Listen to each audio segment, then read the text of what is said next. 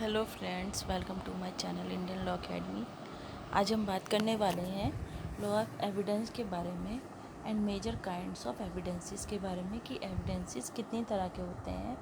सबसे पहले हम समझ लेते हैं एविडेंसेस टोटल दो तरह के होते हैं। एक होते हैं डायरेक्ट एविडेंस और एक होते हैं इनडायरेक्ट एविडेंस।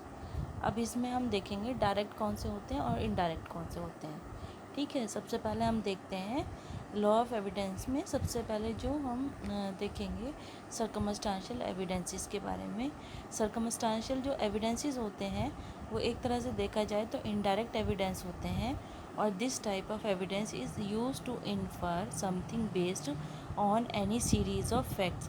और जो किसी जो केस का फैक्ट होते हैं उनमें से किसी फैक्ट की जो सीरीज़ होती है उनमें से किसी एक फैक्ट पर या सीरीज ऑफ फैक्ट्स पर बेस्ड होते हैं, distinct from the fact that the argument is trying to prove. जिनको और जिन फैक्ट को जो आर्ग्यूमेंट के द्वारा ही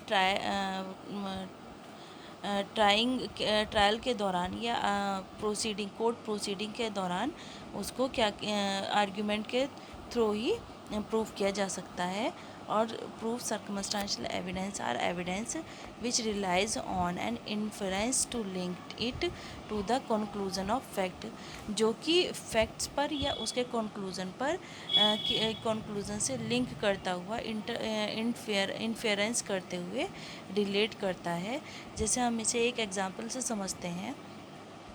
मान लीजिए ए ने बी का मर्डर किया है और बी के मर्डर करने के बाद उसने वेपन किसी धारदार हथियार से उसका मर्डर किया है, या उसके ए को मालूम था कि बी को पहले 2 बार हार्ट अटैक आ चुके हैं, तो उसने उसके ऊपर इस तरह से ग्रीवियस हर्ट किया या उसको इस तरह का सदमे वाली बात बता दी जिसे वो बताने से उसको हार्ट अटैक आने के चांसेस थे, या वो टेंशन लेने के बाद हार्ट अटैक आने के चांसेस थे।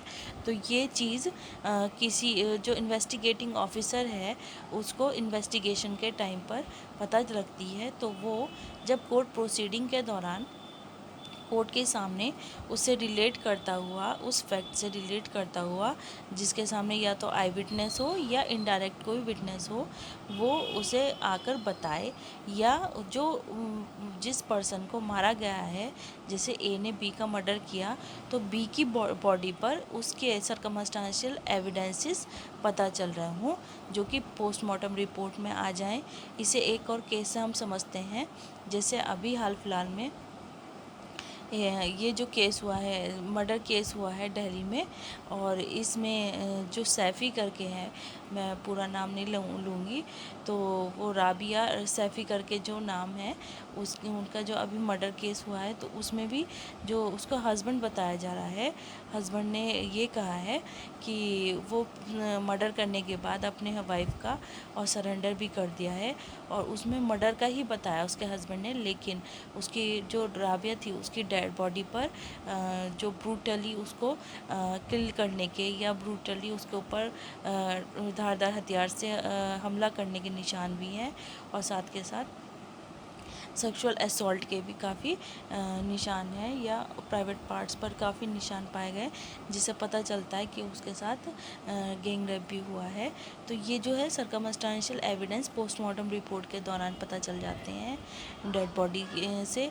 तो इस तरह से जो सर्कमस्टांसिस से या फैक्ट से रिलेट करते हुए या सीरीज़ ऑफ फैक्ट से रिलेट करते हुए फैक्ट होते हैं उनको सर्कमस्टांशियल एविडेंस कहते हैं, या किसी परिस्थिति से मिलते हुए केस की किसी परिस्थिति से मिलते हुए जो फैक्ट होते हैं उन्हें सर्कमस्टांशियल एविडेंसेस कहते हैं। फिर नेक्स्ट एविडेंस की हम बात करेंगे डेमोस्ट्रेटिव एविडेंस। ये जो डेमोस्ट्रेटिव एविडेंस होता है are evidence in form of a representation of an object. इसमें किसी ऑब्जेक्ट को रिप्रेजेंट किया जाता है। जैसे हम एक एग्जांपल से समझते हैं, जैसे ए ने बी का मर्डर किया, तो जिस वेपन से मर्डर किया गया वो एक तरह का डेमोस्ट्रेटिव एविडेंस कहलाएगा। This is as oppose to testimony, और जिसमें जो है टेस्टिमनी को अपोज किया जा रहा है या उसकी शनाख्त जो की जा रही है उसको मना किया जा रहा है। ये रियल एविडेंस है और अदर फॉर्म्स ऑफ एविडेंस भी हो सकता है इसमें यूज्ड इन द ट्रायल, जो कि ट्रायल में यूज़ हो रहा हो।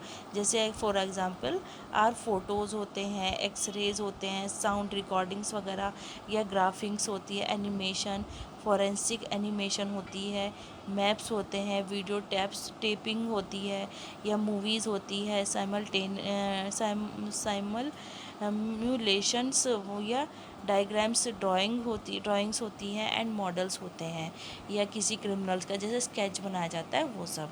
तो ये एक तरह से इसमें जो है रिप्रेजेंटेशन होता है ऑफ एन ऑब्जेक्ट का रिप्रेजेंटेशन होता है। एक तरह से ये इसको जो है डेमोस्ट्रेटिव एविडेंस को डायरेक्ट एविडेंस भी माना जा सकता है, या रियल एविडेंस भी माना जा सकता है, और जिसको ट्रायल के दौरान यूज़ किया जाता है। और इसके अलावा फिर दूसरा होता है ओरल एविडेंस। ये ओरल एविडेंस जो होता है अकॉर्डिंग टू सेक्शन 60 में इसको बताया गया है of the Indian Evidence Act 1872 का जो है, oral evidence must be direct. Oral evidence को ये बोला जाता है वो डायरेक्ट होना चाहिए। Oral evidence must in all cases whatever be direct, that is to say, मतलब कोई आई विटनेस हो या जिसने ये सब देखा हो।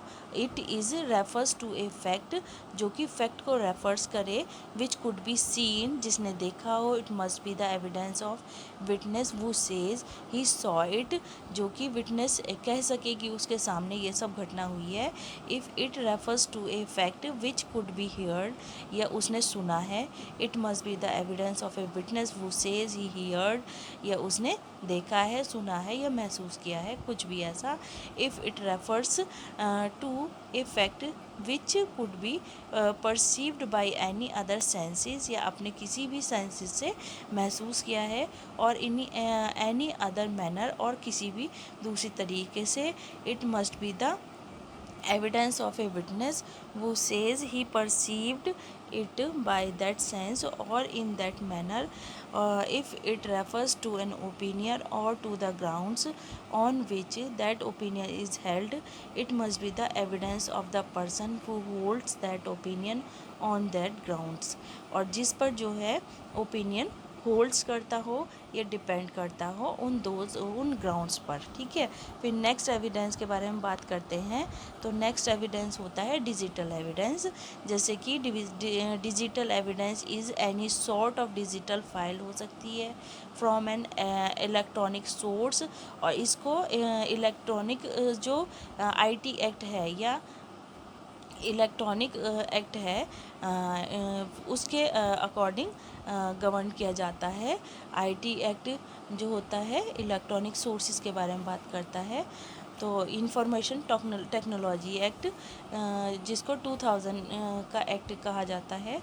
दिस कंप्राइजेस ईमेल, जैसे ईमेल वगैरह होती है, इंस्टेंट मैसेजेस होते हैं, टेक्स्ट मैसेजेस होते हैं, फाइल्स होती हैं, एंड डॉक्यूमेंट्स होते हैं from hard drives, audio files, electronic financial transactions, video files etcetera.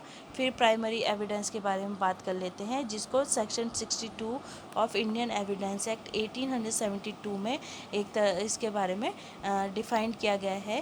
Primary evidence means the document it self produce for the inspection of the court. Primary evidence को सबसे strong evidence माना जाता है, और जिसको direct ही court में inspection के लिए पेश किया जा सकता है, उनको डायरेक्ट एविडेंस कहते हैं, और सबसे स्ट्रॉन्ग एविडेंसेस कहा जाता है इन्हें। और इनके अगर इस तरह के डायरेक्ट एविडेंसेस कोर्ट में प्रूव कर दिए जाते हैं तो इनको प्रूव करने की ज़रूरत नहीं होती, बल्कि सबसे पहली बात तो ये कि इनको कोर्ट में प्रूव करने की ज़रूरत नहीं होती। डायरेक्ट एविडेंसेस के बेस पर कोर्ट जजमेंट पास कर देता है अगर वो पार्टी के फेवर में है, तो जो प्लेंटिफ है उसके फेवर में है, तो ये जिस भी पार्टी के फेवर में होते हैं उसके फेवर में केस चला जाता है, ये जजमेंट पास कर दिया जाता है कोर्ट के द्वारा। तो इसलिए इसको बहुत स्ट्रॉन्ग एविडेंस भी बोला जाता है। सबसे जो क्लास 1 के जो एविडेंसेस कहलाते हैं वो यही प्राइमरी एविडेंसेस कहलाते हैं। इनमें ओरिजिनल डॉक्यूमेंट वगैरह कहलाते हैं।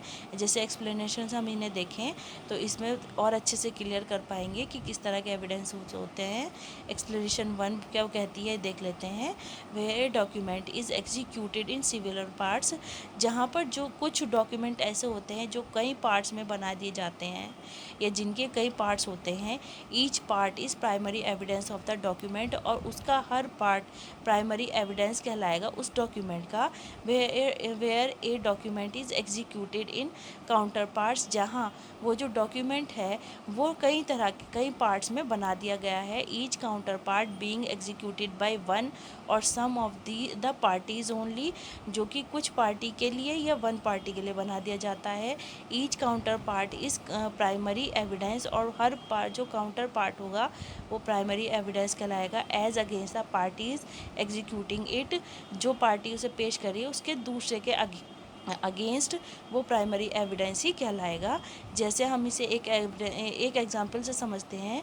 जैसे प्रॉपर्टी की जो सेल डीड होती है या परचेज जो वो होती है, सेल डीड हो या परचेज़ करने वाली जो डीड होती है, या कहना चाहिए कि जैसे मान लीजिए किसी की वसीयत वाला होता है, वसीयत डीड होती है, तो उसको भी एक तरह से वो मान लिया जाता है प्राइमरी एविडेंस। अगर मान लीजिए जो वसीयत है वो कई लोगों के लिए बनाई गई है, लेकिन वो हर पर्सन के लिए एक तरह से प्राइमरी एविडेंस ही कहलाएगी। कई भाग में मतलब कई पार्ट्स बना दिए गए हों, उसके काउंटर पार्ट्स बना दिए गए हों, लेकिन वो ओरिजिनल की ही बनाई गई है, इसलिए वो प्राइमरी एविडेंस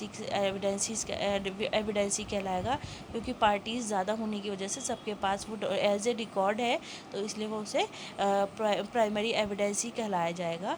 और वो डॉक्यूमेंट्री एविडेंस है इसलिए, और अच्छे से मतलब वो गवर्नमेंट के रिकॉर्ड में है और रजिस्टर्ड होनी चाहिए। लेकिन इस तरह की डीड, ठीक है, वो वसीयत जो होनी चाहिए वो या सेल डीड जो है वो गवर्नमेंट के रिकॉर्ड में होती है, इस वजह से उसको प्राइमरी एविडेंस भी कहा जाता है। जो भी इस तरह के डॉक्यूमेंट होते हैं वो प्राइमरी एविडेंसेस कहलाते हैं। इसके बाद नेक्स्ट एक्सप्लेनेशन देखते हैं।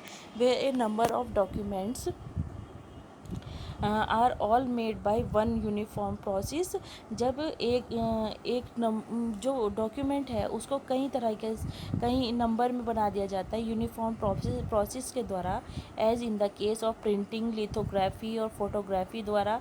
Each is primary evidence of the contents of the rest, वो हर एक प्राइमरी एविडेंस कहलाएगा दूसरे के लिए। But where they are all copies of a common original, लेकिन वो एक ही कॉमन की कॉपी की एक ही कॉमन ओरिजिनल जो होगी उसकी क्या कहलाएंगी, कॉपी कहलाएंगी। They are not primary evidence of the contents of the original, वो ओरिजिनल की जो है प्राइमरी एविडेंस नहीं कहलाएंगी। प्राइमरी एविडेंस जो ओरिजिनल होगा वो कहलाएगा, ठीक है, ऐसा कहा जा रहा है। इसके बाद नेक्स्ट देखते हैं सेकेंडरी एविडेंस किसे कहते हैं। सेकेंडरी एविडेंसेस वो होते हैं जो सेक्शन 63 में एक तरह से डिफ़ाइन किए गए हैं या जिनके बारे में बताया गया है। जैसे फर्स्ट होता है certified copies given under the provisions in after content